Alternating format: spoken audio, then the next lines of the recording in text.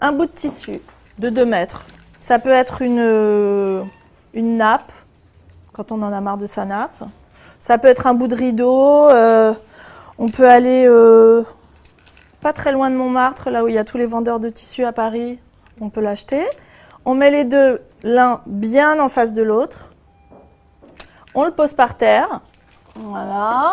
Et puis, on se mesure. Alors, on regarde qu'à peu près, Olga, elle fait 1,5 fois la main. Donc, on prend 1,5 fois la main. On se laisse un peu de marge. Et là, on coupe les 2 morceaux en même temps. Voilà. Tout droit.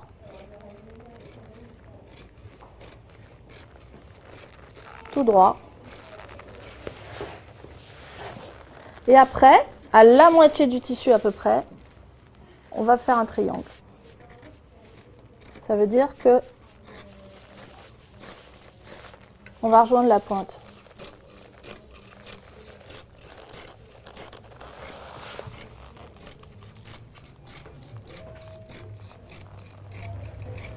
Donc voilà, on a découpé. Hop. On prend le tissu. On va draper Olga à l'intérieur. Comme si c'était un paréo en fait. Exactement bien au milieu.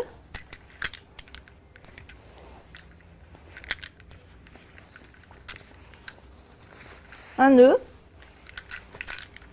Peut-être Olga, tu peux descendre un peu tes bretelles, tu vois, parce que normalement vous n'avez pas besoin de faire ça chez vous. Vous vérifiez quand même que ça tient bien. Ça tient Olga là, c'est bon? Oui. Et après, on referme avec les épingles à nourrice. Et quand elles sont grandes, ça fait joli parce que ça fait un peu un esprit kilt. On va laisser un peu une fente, c'est toujours sympa. Et là, pour être tranquille, on va tout bloquer au niveau du nœud.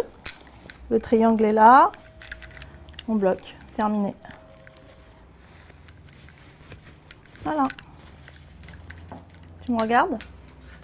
Comment tu te sens? Très bien. Bon. Alors, comme on trouve que c'est un peu vide, on va peut-être mettre une petite ceinture. Donc, on trouve un vieux collier dans sa garde-robe. Et au lieu de le mettre comme ça, qui est quand même trop classique, eh ben, on va le mettre en ceinture. Utilisez l'épingle qui est là pour vraiment faire passer le collier dans l'épingle. Et on referme. Facile. Même chose de l'autre côté. Il faut vraiment qu'on puisse se sentir à l'aise et qu'on se sente bien tenu par la robe. Il ne faut pas qu'on ait l'air à poil en fait. Et là, le nœud, il n'est pas trop serré, mais il est bien maintenu par l'épingle. C'est l'esprit couture. Le mieux, quand on a un peu de poitrine, c'est de prévoir un soutien-gorge sans bretelles.